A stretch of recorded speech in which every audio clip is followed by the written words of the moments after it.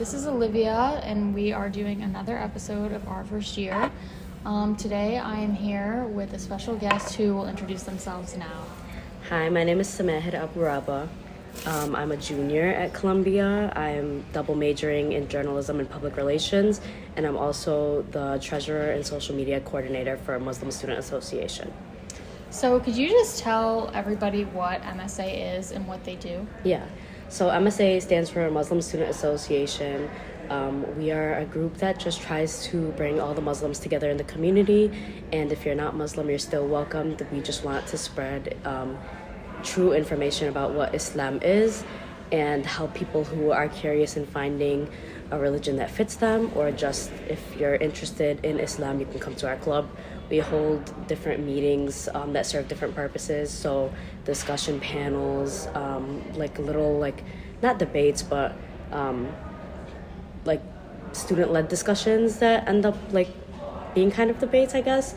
We also have a lot of events that we're planning for Ramadan, and you guys have probably seen us around campus during the second semester where we did our hijab fest last year.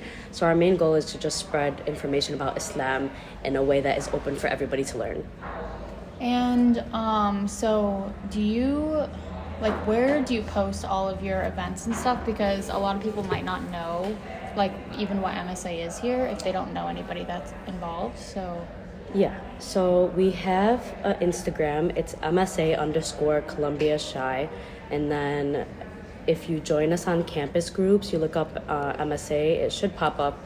And you join the group. Every single time we have a meeting or an event, you'll get a notification and an email. So yeah, that's where you can find us. We're mostly Instagram based though. And do you want to give everyone just maybe some what's the word I'm looking for, misinformation people hear about Islam? Could you just talk about some truths that you think are important? Yeah, so like I said, our main goal of the group is to just spread true information. We feel the best way to do that is for people to get the information from us directly. Some common misconceptions is that people are forced to wear hijab, which is why we had the hijab booth, just to spread a little bit of awareness about it, and promote it as a symbol of strength of the women in Islam instead of a symbol of oppression, which is what it often is seen as. A lot of people also think that our religion is very oppressive in general. So we had a meeting that was common misconceptions in Islam, that was basically TV and social media based. So we had little segments from TV shows that show common misconceptions, and then we combat it with what our religion actually teaches. A lot of the information that we give is based off of our own experiences, as most of us in the club grew up Muslim, but then we back it up with evidence from scholars, the Quran, which is our religious book, and hadith, which is kind of a supplementary recording of teachings through history, through our prophets. So we just are trying to combat the misconceptions, and everyone is welcome to join if you want to clear up any misconceptions as well. And what are some recent things that have happened regarding Islam that you think people should know about? World events? Mm-hmm. Okay, so we had a meeting that was, it was called, I'm pretty sure it was called Issues in the Islamic World. So we took current events and we talked about them and what those things mean for us as Muslims. So we talked about Iran, and how basically we all came to the same conclusion that to label what's happening in Iran as an Islamic regime is hypocritical to what the true teachings of Islam are. So we had a meeting talking about that. We also talked about, what did we talk about? What else did we talk about? We talked about how when people convert to Islam, how basically how that process goes. So we used Andrew Tate as an example. A lot of people have heard that he's converted to Islam. So basically when you convert, your sins are wiped clean, but you have to solve your worldly affairs. So we were talking about issues and current events of the Islamic world in current events, I guess. Let me rephrase that. We talked about current events in the world that relate to Islam. So a lot of our meetings are discussions like that. So yeah. And so how would you like separate like the areas of the Middle East so people know the differences? Because I think a lot of people kind of clump it together. Yeah, so the Middle East region is more referred to like Middle Eastern, North African. So a lot of the Middle Eastern countries, if you're talking about the Middle East just in general, it's in Asia. It's between Asia and Africa. So that's why it's Middle East and North Africa, because the parts of Africa are North Africa, and then the rest of it is in Asia. So if you look on the map, it's like there's like a little area that connects Asia and Africa. Like it looks like a little strip. That's where most of the Middle Eastern countries are. And so I know there was some controversy around like the World Cup being held in Qatar. What do you think of that, and how does it relate to like being Muslim? Right. So for me personally, I very much like the fact that the World Cup is held in Qatar, only because I think it was a great opportunity for like Middle Eastern countries to kind of combat the stereotypes of all Middle Eastern countries. Like people don't have like interest, like they're all like just one mind. A lot of people think that Muslim people don't have personalities, which is kind of crazy to me. Like a lot of people think that we're only solely based on religion. But it kind of gives like a personality to the Middle East that I really like. I know that there's a lot of controversies when it comes to like the LGBTQ plus like symbols aren't allowed, and there's no alcohol being sold at the events and stuff like that. The thing is the reason why they did that is because their country is solely Islam based. Like their country, the government is hand in hand with the religion. So like people can say that America is a Christian country, but do a lot of the laws like pertain to Christianity? Probably not. And I feel like America is very separated, whereas Qatar is one big country that, well, it's not big, it's kind of a small country, but like the country as a whole, all the laws are under that one country. It's not separated by states and stuff like that. So just to keep everything under control, they banned certain like symbols that they thought could be controversial. And I saw a lot of people like giving their opinion about it, which I think it's great to give your opinions. But if we want to talk about things that were banned in other countries, a lot of the World Cup countries in the past also banned World Cup countries in the past also banned LGBTQ plus. So this isn't the first country that did it. I do think it's an issue, but I also think that it was heavily amplified due to it being a Middle Eastern Muslim country.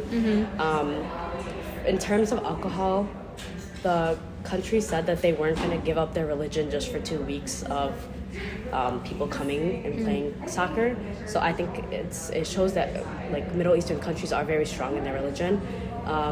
And also Qatar bans alcohol everywhere, so it's not even just at the game. And I think that really does give an opportunity for fans to actually connect with each other and not connect over a drinking culture when half of the people there can't drink anyways. So I think it would just cause like issues for people who don't drink. And for everyone to stay sober at events like that, it just keeps the crime rate lower. So I think it's a really good idea. All in all, I think like through videos that I've seen, you really do see other fans connecting with each other, and it does seem like a very multicultural event that like I really liked and thought it was really cool. And it just showed that you don't need like alcohol to make like the games fun, because a lot of people are like, oh well, without the drinking culture, how is it going to be soccer? You're focusing more on the game that way. You know what exactly, I mean? Another thing I wanted to mention is at other World Cup countries, there was like kind of like a political ban, which hasn't really been happening in Qatar. Like you've been seeing like people with like Palestine flags, Syria flags, Yemen flags, flags that usually are banned in like other countries. Like it would be considered a political statement to bring those flags to other places.